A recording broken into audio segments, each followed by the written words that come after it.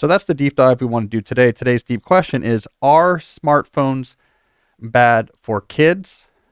And if so, how do we know that? That's what I want to get into. So I have some of my slides here from my talk. So, if you're listening, you might want to consider watching.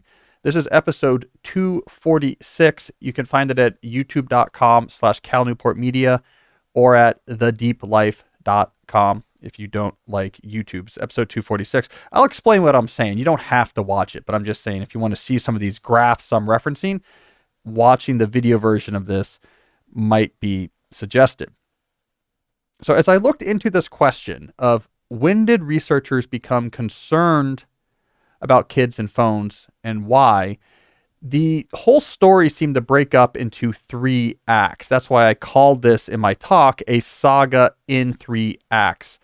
The first act we can start, I'm going to call it roughly 2012 to 2017. That's the first act of this story. I call it an alarm is sounded. So this is the period where people first began to notice warning signs. This was actually the period in which the potential issues with smartphones and young people was first brought to my attention. So I remember as a young professor at Georgetown, this would have been in 2012, I was giving a talk somewhere on campus, and I was walking to the talk with someone who is involved with the Student Mental Health Center at Dartmouth. It's called Georgetown. It's called CAPS. And if you're watching on the screen, you see a picture of the counseling center. And I remember smartphones and tech in general was not in my portfolio in 2012 as a writer. So we were just having conversation. And this person mentioned to me, she said, there's been a big change recently. The number of students that we are now treating with mental health counseling here at Georgetown has jumped up. And not only has it jumped up, but it has disproportionately jumped up to be anxiety or anxiety-related disorders. So we're seeing a lot more overall students, and a much bigger proportion of the students we see are here for anxiety. I thought that was interesting. So I said, oh, what's going on? She didn't skip a beat. She said, smartphones. And that caught me off guard at the time. Smartphones, what do you mean? She said, oh, it's really clear to me, anecdotally, that the first group of students to arrive on campus having had smartphones during their adolescence were showing up way more anxious than we'd ever seen before. We can now look back retrospectively and see that this was not an isolated anecdote happening at just one university. I have a chart on the screen here for those who are watching. This is from the American College Health Association annual survey. It's showing percentage of U.S. undergraduates diagnosed with a mental illness. And what do we see? At 2012 forward, a very sharp uptick in anxiety and depression, which are, of course, quite interlinked by anxiety. So the dark vertical line, if you're watching this online, is 2012. So what this one person at Georgetown was noticing was actually a nationwide trend, that something changed around 2012. Keep that date in mind. It's going to come up again. I think the issue got brought to the public's attention writ large. So it expanded from individual educators and mental health professionals being worried to the culture writ large being worried about maybe smartphones are causing an issue. I think Jean Twenge really helped make this a national issue in her 2017 cover article for The Atlantic that was titled, "Have Smartphones Destroyed a Generation?" Now, the thing about Twenge is that her expertise is in studying differences between demographic generations. That's what she does. How is this generation different than that generation? She's very good at teasing out what's real and what's not. And as she said in this article, and I have it on the screen as well, she'd been doing this for 25 years. And she says, typically the characteristics that come to define a generation appear gradually and along a continuum. But then I began studying Gen Z. Around 2012, I noticed abrupt shifts in teen behaviors and emotional states. The gentle slopes of the line graphs became steep mountains and sheer cliffs, and many of the distinctive characteristics of the millennial generation began to disappear.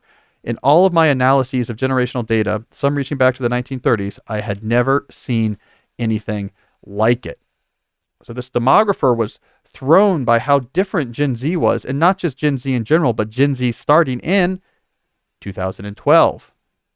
She began to make the connection that I think this has to do with smartphones.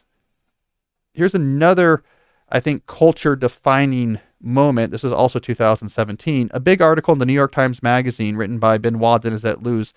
The article is titled, "Why Are More American Teenagers Than Ever Suffering from Severe Anxiety?" And it's important because Benoit goes into this article. It's clear from the tone of the article that he is not very hospitable to the technology hypothesis. He was seeing this as a standard moral panic type argument. The same thing we always say, rock and roll music is going to corrupt the teens' brains. Video games are going to corrupt teens' brains. And he came into it with that frame. But there's a key point in this article where he talks to actual anxious teenagers. And I'm quoting him here. "To my surprise, anxious teenagers tended to agree." They didn't say, "Hey, old man, leave our phones alone." They said, "Yeah, these things are a problem." So by 2017, we've gone from spot reports of, wait a second, something is changing here. These young people, there's something different going on. And by 2017, we were openly debating, is it phones causing these issues? All right, this brings us to the second act, the data wars. This takes place roughly between 2017 and 2020. This is when researchers began to seriously try to gather or study the data to get a stronger, more data-driven conclusion on this question of, is smartphone somehow involved in these increases in anxiety that we're seeing? This was a period of both proposals and critiques, which is good. This is how new sciences emerge, especially in social psychology, which is by definition, a complicated field that rarely has super strong signals. There was proposals and critiques or responses to the critiques. And so that's why I call this the data wars. This was the period in which almost any New York Times article on this issue would say, with big caveats, there is some data, but it's contested.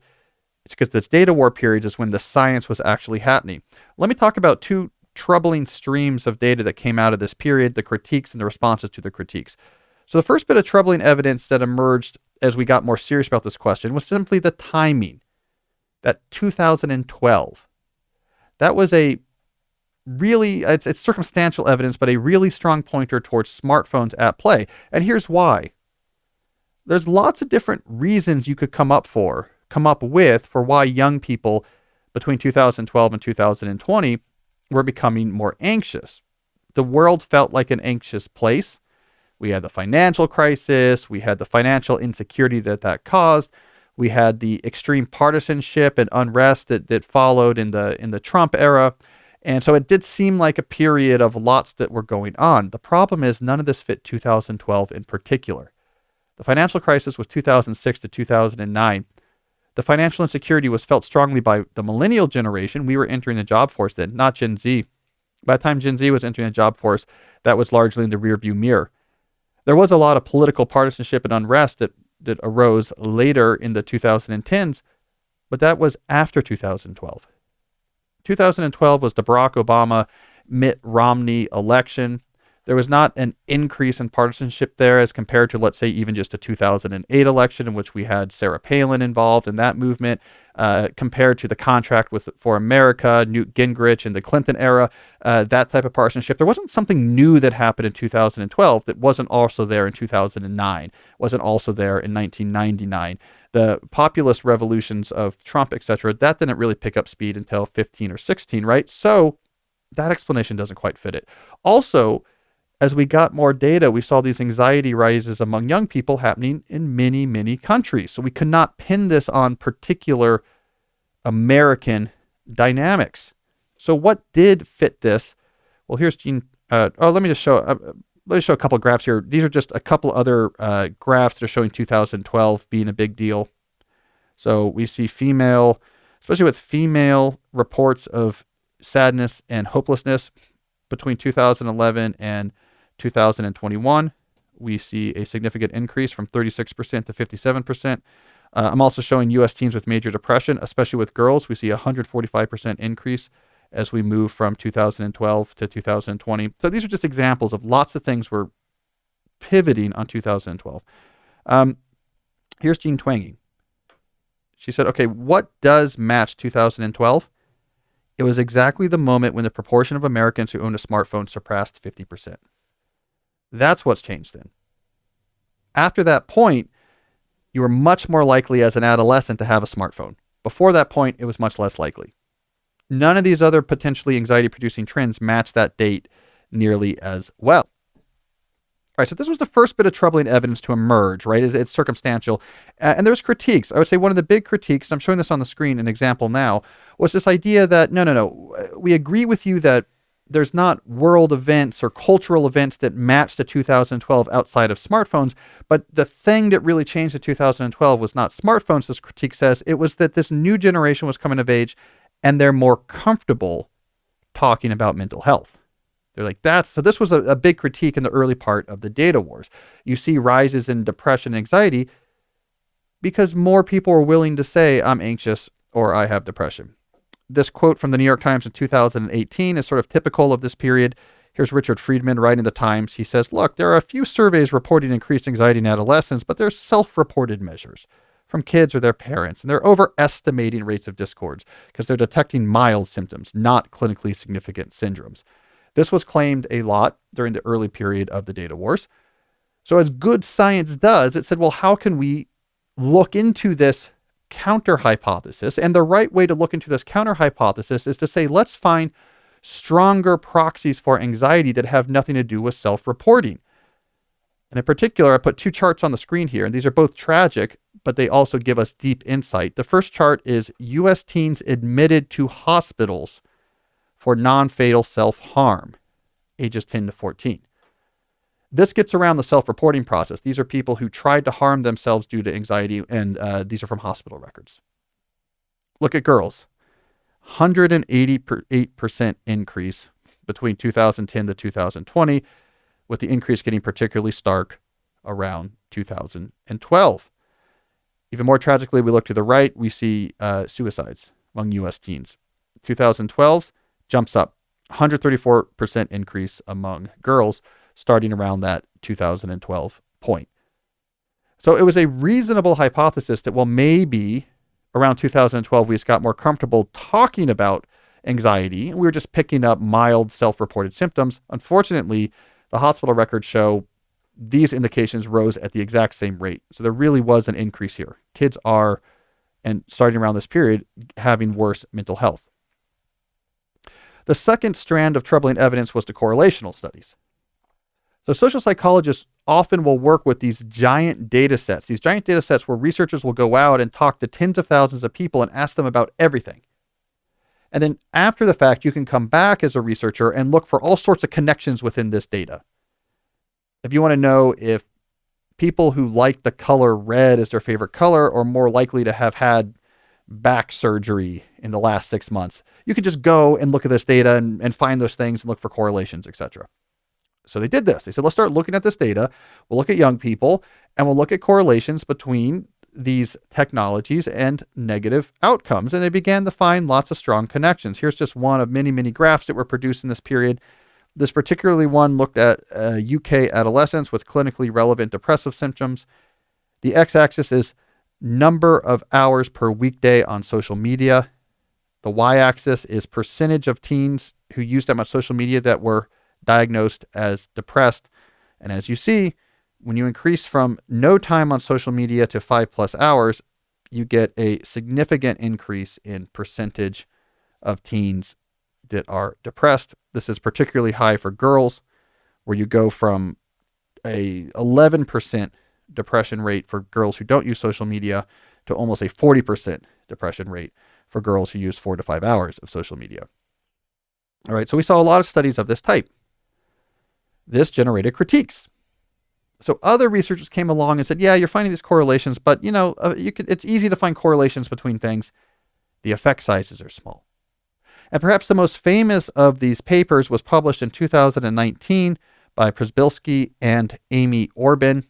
This is known by researchers in the field colloquially as the potato study. They went in and looked at one of these big data sets and said, and I'll read them here, the connection is negative but teeny, indicating a level of harmfulness so close to zero that it is roughly the same size as they find for the association of mental health with eating potatoes or wearing eyeglasses.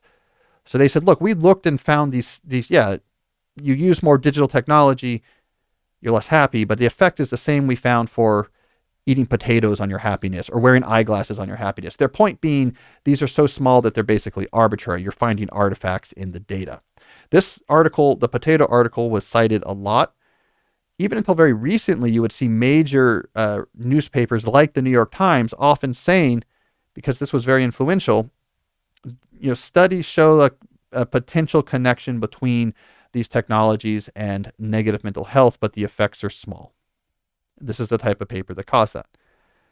So, as good science does, we looked at this. Now, here's a response to the potato paper, co-authored by Jean Twenge and John Haidt. It was published in Nature Human Behavior, and it was called Underestimating Digital Media Harm. In this article, Haidt looked at Przybylski and Orban and said, well, wait a second. And I'm going to read his words here. The first issue to note is that the potatoes comparison was what they reported for all digital media use, not for social media use specifically.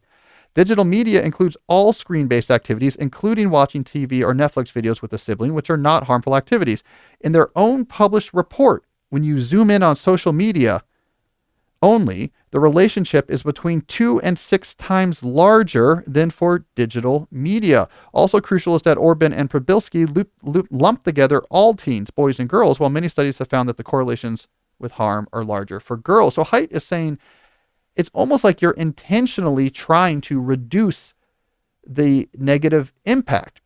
You're only showing the connection between all possible digital media use and negative social harms, even though your data set you were using had social media broken out. And all the discussion has been about social media. And Haidt and Twenge said, so we looked at your same data set and just looked at social media, and you had a much, much bigger response. A response that, especially if you break out girls, was 6 times worse than eating potatoes. A very significant response. So I say here on the slide, this is John Haidt being polite, because when you really read this critique, you're wondering, how is there any other explanation for the potato paper other than a set of researchers who are saying, we want to report there's not really a difference here? It's otherwise hard to explain why they would choose what they chose and not talk about these other aspects to their paper if they were really just trying to understand, is there harm here? All right, so let's get to the third act of this story, this research story on smartphones and kids. I call this third act, A Consensus Begins to Emerge. This covers the period of 2020 to 2023, so until today. Essentially what has happened in the past 2 or 3 years is the critiques have largely fallen away, and a consensus is emerging in the field that, yes, especially for girls, there is a strong negative connection between these technologies and mental health. The reason why this consensus emerged is, first of all, the critiques, as we talked about before, the main critiques during the data war were pretty thoroughly debunked. After the potato paper, it's not like there was a lot of more stronger papers that said, really made a strong case that there wasn't a strong connection there. And the timing argument really seems to have been won for the people who are worried about smartphones. So that happened. But then what we began to get, and this is how a lot of emerging literatures began to coalesce around a consensus, we began to get multiple other independent sources of investigation that pointed towards the same conclusion. And when you have multiple different types of threads that all begin to weave around the same answer, that's often what happens in complex literatures that points it towards a conclusion. And that really began to happen in the last couple of years. So one of the threads was natural experiments. Here's a cool paper written by an economist, Elaine Gu. And she looked at, in Canada, I believe, the arrival of high-speed wireless internet in a given province from town to town. When high-speed wireless internet arrived, heavy social media use became possible. Then you could have a smartphone and you could use it on the app. And so she looked at, if we have nearby towns, demographically and culturally very similar, but we end up in this natural experiment situation where one town gets wireless high-speed internet before the other, can we compare what's happening with teenage mental health in these 2 towns and see if there's a change? Yes, there was. Teen girls' severe mental health diagnoses increased by 90% when the wireless internet arrived. So it was a nice natural experiment. We also had some direct randomized control trials experiments. Here's a good paper by Melissa Hunt et al. They just took 143 undergraduates and randomly assigned them to either stop using social media or keep using it as normal. So it's a randomized prospective control trial. What did they find? The group that was told to limit their social media use showed significant reductions in loneliness and depression as compared to the control groups. So that's interesting. I think maybe one of the strongest forces in helping a consensus come together was self-reporting. Just talking to teenagers themselves. So when Frances Haugen leaked all of those data from Meta a couple years ago, what was known as the Facebook files, that's what the Wall Street Journal called it, one of the big interesting findings in these leaked documents from Meta was the fact that they had done survey on teens and had found, and I'm quoting here, teens blame Instagram for increases in the rate of anxiety and depression. This reaction was unprompted and consistent across all groups. So the teenagers themselves are saying, yeah, this is why we're more anxious and depressed. This app, these phones. Other data began to find the same thing. I put on the slide put up here a slide from research out of Australia. These are Australian teens. By far, the number one reason they give for why they think youth mental health is getting worse is social media. I think this was the final smoking gun, is that teens themselves are saying, this is hurting me. This is causing a problem. It is really hard to be a potato study style skeptic in the face of the teens themselves saying, yes, this is causing me harm. We're not teasing out subtle epidemiological effects, a slight increase in the background cancer rate for the towns that were using a different type of pipe in their water, where the individuals themselves have no way of detecting this change. This is not that. This is a huge, loud, self-observable macro signal. This thing is making me uncomfortable. That ultimately is the big difference between this and past moral panics around youth and technologies. When my grandparents, let's say they were upset that my mom was listening to the Beatles in the late 1960s, if they went to my mom and said, stop listening to those Beatles, it's going to warp your mind, my mom would have said, get out of here. What she would not have said is, I agree, these records are making me and my friends incredibly anxious. I wish I didn't have to listen to them. That would have been a very different situation. So this is why I think this analogy to past concerns about youth technology really begins to fall apart. Data aside, the teens tell you, yeah, I know this is making me anxious. I don't like that I have to be on it. So why does it do this? So let's look in particular at social media first, and then we'll broaden out the smartphones. Why do researchers think social media is causing these negative impacts on mental health? There's a few reasons to come up. One is loneliness. Now, readers of my book, Digital Minimalism, this will sound familiar because I talk about this in Digital Minimalism. It's paradoxical at first, but using these social technologies more will actually lead you to feel less social. And what's going on here is young people replace in-person interaction with texting and social media back and forth. But this purely linguistic communication, just sending text back and forth to each other or commenting on each other's post, is not interpreted by the social circuits of our brain as being all that social. There's no voice modulation. There's no body language. You're not in the presence of another person in the same room. So you're in your room as a 14-year-old all day on text messages, and you tell yourself, wow, I'm so social because all I've been doing is talking to people. But as far as your brain is concerned, you're incredibly lonely because you haven't seen anyone all day. Social psychologists call this social snacking. Lightweight, easy, digital socialization. We do that instead of having the real meal, and we end up more lonely. We see this in the data. I have two charts up on the screen now. One shows loneliness among teenagers, and you see again, 2012 whoosh, goes right up. The other chart shows daily average time spent with friends starting in 2012 for the ages 15 to 24 goes straight down. More time on the phone meant less time interacting in person, meant loneliness went up. There's an interesting observation, by the way, that John Haidt makes. This got underway around 2012, and it was so pronounced by the time the pandemic came along, the change wasn't even that big. And we can see this on this chart. I mean, certainly we continue to have a steep fall from 2020, but we were having a steep fall from 2018 to 19 as well. So he pointed this out in a newsletter article he wrote earlier this spring. These effects of isolation were already so pronounced because of smartphones among American teens that the difference of adding isolation through lockdowns actually didn't even make that big of a difference. We were already on that trajectory. Another issue here is performativity, especially with social media, especially with girls. Let me read something here from Jean Twenge. Girls use social media more often, giving them additional opportunities to feel excluded and lonely when they see their friends or classmates getting together without them.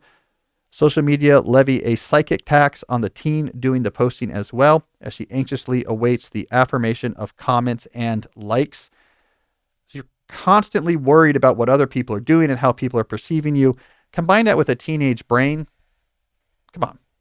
No way that's going to be positive. The final thing I want to mention here is the amplification of harmful behaviors. Online communities, for all their good, also have the dark side of it allows especially vulnerable teenagers who are trying to find themselves and are open to suggestions and are feeling vulnerable and full of all these different chemicals. It's very easy to get caught in online communities that will then amplify harmful behaviors that will directly reduce your mental health and in a lot of cases also your physical health. We're beginning to see more lawsuits along these lines. I have a headline up here right now about a family suing Meta because they blame Instagram for encouraging their daughter's eating disorder and self-harm. There's all sorts of cases like this. So this is another source of this connection between reduced mental health and social media use is there's a lot of traps on there. You end up in a community that is cheering on something that in the end is going to make you feel much worse. All right. Social media is not the whole story. A lot of this data is looking at social media. Some of it's looking at smartphones in general. I want to just briefly mention that even if you aren't using social media on a smartphone, if you're a teenager, there's other harms we know are there. Impeded thinking skills is critical. I talked about this in a somewhat recent episode of the podcast. I was talking about Marianne Wolf's work on the development of young minds when they spend more times on screens. The short version of this is deep critical thinking skills require training. Training requires things like reading analog books that you struggle with. You can take time to pause and make sense of what you just read before moving on. Training requires self-reflection, the ability to hold thoughts in your working memories and work on it, having that time alone and that familiarity with it. Smartphones get in the way of that training because it teaches your brain to instead move very quick, look like a L-shaped skim for things that are going to give you in text a quick hit of dopamine or excitement. Flee boredom. If you have any moments of downtime, have something right on your screen. I was watching, Jesse, I was watching this on the flight. It was not my flight to San Francisco. It was my flight to Utah a few weeks ago. Maybe like a 20-year-old guy sitting a row up in the aisle. Mm-hmm. I was watching him use TikTok. I mean, it was crazy. It's like, because he had his phone out. There'll just be like some weird video. He was watching on average 6 seconds. And then he'd swipe and another video would come up. And he would swipe and another video would come up. That's just all he was doing. The whole time? Well, I don't know, the whole time, but for a while. Yeah. And I was watching over his shoulder. Like, man, glad I'm reading my Alan Lightman book about transcendentalism and the human brain. It made me feel good. But, the point is it's so rewarding in the moment that you don't do the activities that would otherwise give you critical thinking skills. And so you're just not good at thinking deeply. And that's a huge harm. Sleep deprivation is a big deal for teenagers and these smartphones. Look, you give a 13-year-old boy a smartphone, they're going to YouTube until 4 a.m. When I gave this talk, someone in the audience, there was a lot of middle schoolers there, and one of the middle schoolers was talking about how all of her friends who have these smartphones are on them all night. And then they come into class, they're completely tired, they can't function, they're doing really poorly on their tests, but they can't help themselves because if you have this, it's hard to turn it off. So teenagers are having a huge sleep deprivation issue. It's YouTube, video games, and social media scrolling. Solitude deprivation is another issue. I talked about this in digital minimalism as well. Our mind is not meant to constantly be processing information generated by another mind. We need time alone with our own thoughts to recharge and to make sense of our world. Smartphones can eliminate that entirely from your existence because any moment where before you might have just been alone with your own thoughts, you can now pull out the thing. Over time, that makes us anxious. It also harms self-development at an age where we need it. You're 14, you're trying to figure yourself out. You're 15, you're trying to figure yourself out. You need time alone with your own thoughts. Your brain needs it. And finally, we have this issue that smartphones in general minimize quality leisure. So the thing you're doing on the phone gets in the way of the things you should be doing. It gets in the way of the things that's going to be more meaningful or quality or sustainable or connect you more to your friends or your community or build skills or give you confidence. It's easier just to look at the phone and to watch Twitch And so it gets in the way of something that could be better. This is often missed when we think about smartphones and teens. We'll hone in on the exact activity and say, well, my son isn't on social media. He's not doing performativity. He doesn't have to worry about online bullying. The thing he's looking at is really harmless. In fact, maybe there's like some science content in it. The issue there is not that what he's looking at is a problem. It's that because he's looking at it all day, he's not doing the things to be good. So we got harms with unrestricted smartphone access for young people that go beyond just the specific stuff that social media can do. All right, so where is this all headed? At the national scale, it's an interesting question. Is there going to be some sort of legislative shift that's going to come out of this data now that the consensus has emerged? It's clear that this consensus has been understood and intaked by legislative bodies and policymakers. I think it's now accepted that unrestricted smartphone use, especially for prepubescent kids, especially for prepubescent girls, is very dangerous. And I think this has all been accepted now. So where is this going to head? I'm not quite sure. But here's one thing I would keep an eye on. Here's the Surgeon General earlier this year. He said, wait until your kids are 16 to let them use social media. This conclusion, I think, is something that a lot of researchers are coming to. I talked to John Haidt about this, and he agreed with that as well. If you've made it through puberty, the development as an individual, as well as the social development and everything that happens during that period, if you've made it through all of that, before you then get unrestricted access to the internet and social media, you're in a much better position to succeed because you know who you are, who your friends are, what you're interested in, what you're about. You've done all that work. And now if you get exposed to this, it's going to have a much less negative impact than if you get it at 12 or you get it at 13. So if you can wait till 16, this seems to be an emerging consensus. This might possibly be made into legislation. One of the relevant things to keep an eye on here is the 1998 Children's Online Privacy Protection Act, or COPA. This act implicitly already encodes 13 as the minimum age that you can sign up for a social media service. Now, of course, these social media services didn't exist in 1998. The actual wording here is 13 is the minimum age at which you can consent to give up your data privacy, which, of course, you do when you sign up for an attention economy platform like social media. The original version of this act had 16 in there. Tech lobbyists in D.C. got that pushed down to 13. There's calls now to amend it back to 16. So that could happen. There's other legislative avenues that are being pursued. It's tricky, but this is one to keep an eye on. What would happen if that law was changed? It's not that this would make it really hard for individual young people to get access to social media, right? It's not super enforceable, but what it would give is a metaphorical chair to parents that are trying to tame this metaphorical lion. When you have your 13-year-old again and again saying, all my friends have this, I want this, why can't I have it? All my friends have this, I want it, why can't I have it?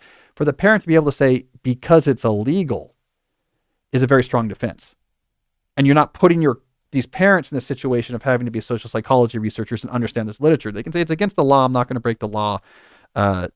You'll just have to learn not to have those friends, I guess. I mean, it would be helpful. So something like that may happen. Now, what do I conclude from all of this? I mean, to me, I would say that 16 age limit is a smart one. I think this is good. I think the data is pointing towards your safest bet, especially if we're talking about young girls, is 16 is the age below which you do not want to give a child unrestricted access to the internet. If you give a young person a smartphone, you are giving them unrestricted access to the internet. You can do some parental controls. They'll get around them. They're better at it than you. This is the thing about kids, right? Like if we ever went to war, cyber war with China, and we needed in a sort of Ender's Game style, brilliant kids to like help save us. Here's how we would win the cyber hacking war. Just tell a bunch of 13-year-olds that if you bring down China's whatever infrastructure, you will get unlimited access to Mr. Beast videos. Because these kids become Dennis Nedry style hackers when it comes to trying to get access to these things. The same kids that can't even motivate themselves to take the garbage out. If they think they can access YouTube on their school's Chromebook, they're in there with soldering irons, all right, I'm bypassing the main CPU logic here, and I'm hacking the main security grid by getting right to the opcode lookup table in the ROM. They become expert computer hackers if there's a video game they can access, or Snapchat lays just beyond those protections. So you give a smartphone to a kid, you're giving them unrestricted internet access. You give them unrestricted internet access, they can use social media. Even the definition of social media is getting a little bit hazy now.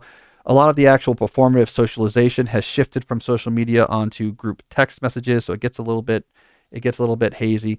And we have all these other harms that surround the smartphones, the sleep deprivation, the solitude deprivation. So it really seems like 16 is the safe time to say, okay, you can just have a phone and I'm not going to care too much what you're doing anymore.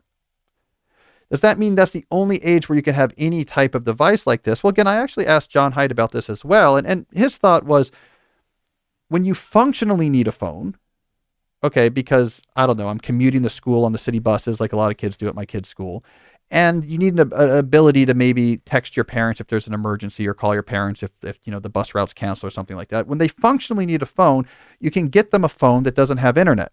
So when you get to an age where I'm independent enough that having communication ability with me is going to enable this independence, then get them some sort of communication device, but one without internet.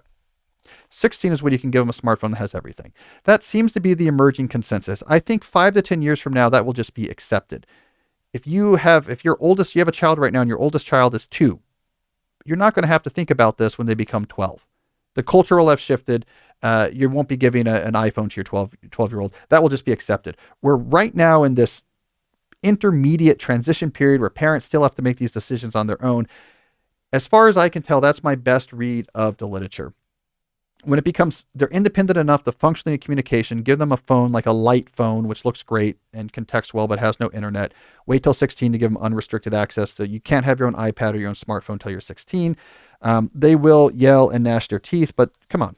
Everything in the history of the world that teenagers have wanted that their parents don't want, the teenagers have said, all my friends are doing it. You have to give it to me. This is not necessarily different. So I think that's where we're heading. Obviously, there's lots of caveats here. Some kids have a much easier experience with these technologies than others. Parents clearly know their own kids.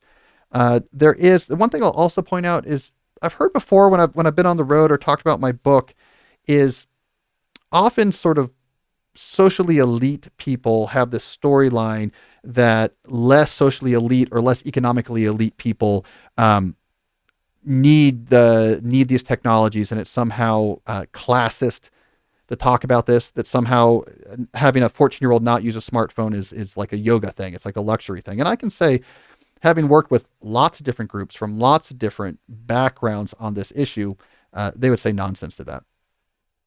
Everyone is worried about the kids with this. Kids are worried about this in all sorts of different backgrounds, all sorts of different economic classes. So I don't think this is a yoga issue. This is like a teen smoking issue.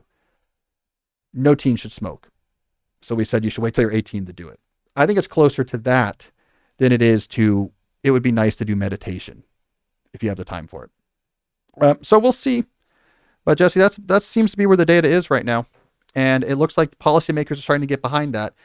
So we're getting close to a point where parents aren't going to have to figure this all out on their own anymore. There'll be some more of these consensuses. But I think you're 12, here's your smartphone. Give us another 5 years. That's going to be considered something. Ooh, wow, don't do that. So will they still go on social media on their desktop? Well, yeah, but desktops are controlled. Here's the family laptop. You use it in the kitchen. I can see what you're doing. Much different situation. I mean, there's a lot of great stuff to do on the internet, but doing it through the family laptop, like we know a kid who's really into sports. And so their family got them a subscription to The Athletic. Like, this is great. Like, if I was really into sports and I was 13, to be able to, one of the activities I was able to do was like to go on the family computer and get super in-depth sports coverage. That's great. It's feeding an interest that the kid really has. Another kid who's really into chess and they can do, these chess games online. All that's great. But if all that's done through the family computer, it's like watching TV. You can't watch TV all the time, right? The parents say, no TV now. The TV's in the living room. They're in charge of it. But you got to watch a fair amount of TV and it's nice. And like, that's what the internet should be for a 13-year-old. There's all these cool things on here that you can do. Just like there's cool TV shows you could watch, but you can do them during times when it's appropriate on a machine where we kind of see what's going on. Yep. And even if they have school issued laptops at like some of the private schools around here, there's probably some controls on that as well. Yeah, they all get around them. Yeah. They all get around them. Yeah, the school, it's funny. We had one of the neighbors who's always over, one of the neighbors is, I think, 7, maybe 8, hacked into YouTube on the Chromebook. I'm telling you, these kids that'll like stare at you for an hour if you ask them to do a fraction. If they could get access to YouTube, they are, building a quantum processor to break the encryption, based on whatever. But like, good news, I have a 128 qubit quantum processor I hacked together in the playground, and we're able to break the public key encryption that was keeping us out of Mark Rober videos. They become hackers. Anyways, all right. So that's some thoughts. That's where I think the research lies right now. I think that's where we're roughly heading.